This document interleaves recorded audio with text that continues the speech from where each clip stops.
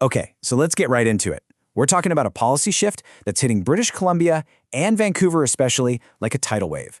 This is a story about a cap on international students, a city that's already bursting at the seams, and the very real, very messy consequences for everyone caught in the middle.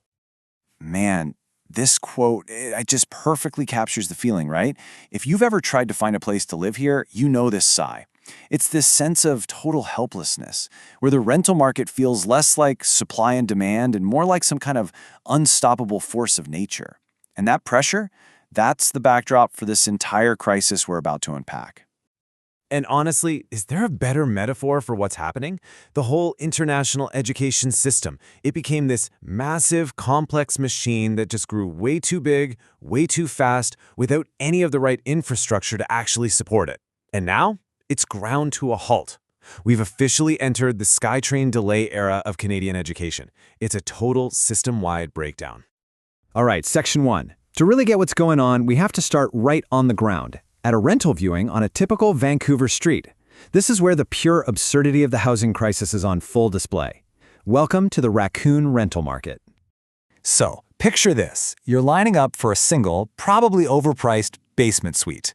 In the line with you, you've got 3 international students, 2 software engineers, a retiree with their checkbook ready to go, and, I kid you not, a raccoon who frankly looks like it has a better rental history than anyone else there. And right in the middle of that chaos are international students, a huge part of this story, all fighting for the exact same tiny sliver of housing.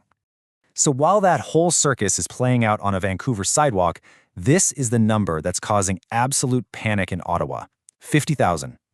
The feds realized that their records couldn't account for nearly 50,000 international students. They were gone, misfiled, basically missing.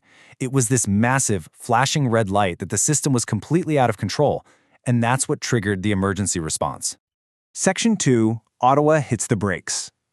And believe me, that response was swift and it was dramatic. Seeing that huge red flag, the federal government decided, nope, we cannot let this unchecked expansion continue.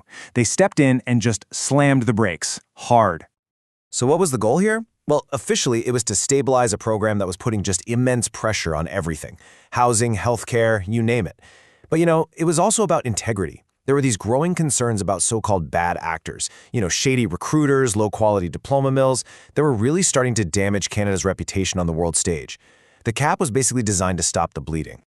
And here's what that brake slam actually looks like in British Columbia. In 2023, the province handled about 97,000 undergraduate applications. This year, that number is capped at 83,000.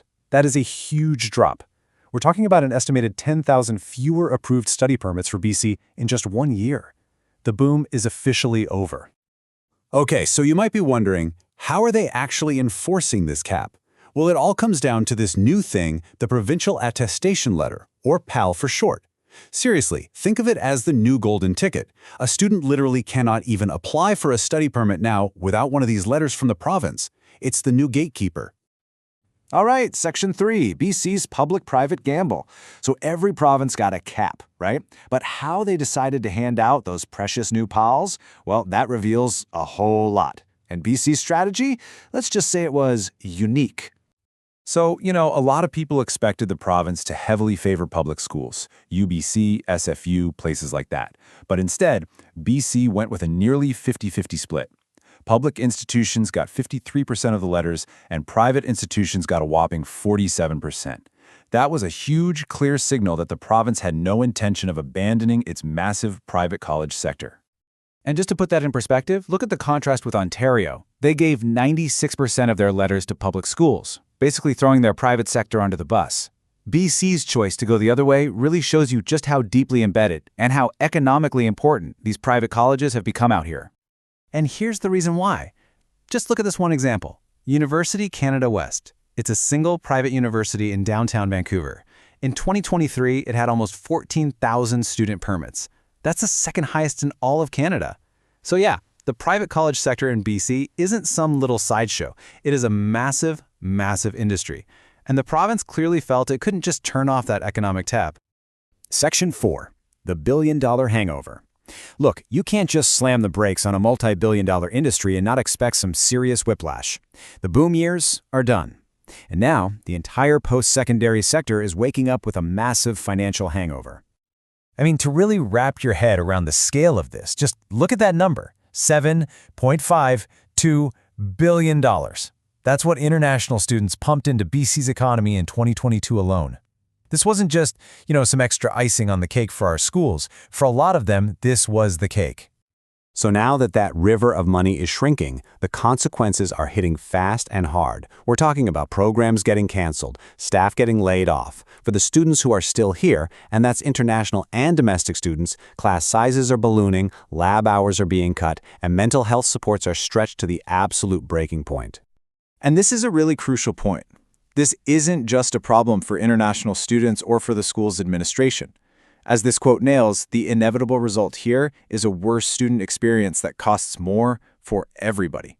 With these huge budget shortfalls, you can bet universities will be cutting services for Canadian students, and they will almost certainly be trying to raise domestic tuition to make up the difference. Moving on to Section 5, the regulatory cleanup crew. So facing this new federal cap and a pretty loud public outcry over quality control, the BC government is basically in damage control mode. They're trying to clean up the mess from the boom years, and they've rolled out a whole new set of rules to try and get things back on track. So here's the new playbook, step by step. First, they've hit pause, a 2-year moratorium on any new schools trying to enroll international students. Step 2 is about raising standards, with a new, much stricter code of practice for everyone. That comes with Step 3, more frequent inspections. Then, to protect students, they're requiring clear tuition transparency. And finally, Step 5, they're banning those high-pressure recruitment tactics that got us into this mess. Okay, last section. The city reinvents itself. Because when you pull back and look at the big picture, this whole thing isn't just about education policy. It's really the latest chapter in the ongoing story of Vancouver itself, a city that's in this constant and, let's be honest, often painful state of reinvention. I mean, think about it. This city has always chased the next big thing. It's been a shipyard hub, the headquarters for forestry and mining, a Pacific Rim gateway, and of course, a global real estate boomtown. The international education explosion was just the latest gold rush. And just like all the booms that came before it, it completely reshaped the city, right up until the moment it stopped. And through every single one of those transformations, one problem has remained the constant, nagging, weak link: housing. The federal cap was, in large part, a direct response to that housing crisis. But here's the kicker. Even our solutions are becoming unaffordable. I mean, when it's costing UBC over $300,000 to build a single dorm bed, you know the problem is deep, deep in the system. And so, that leaves us right here, with this massive question. The boom is over. The international education gold rush has been shut down, at least for now. The city and the province are left to deal with the consequences and try to build something more sustainable. But the path forward is anything but certain. So what does Vancouver become next?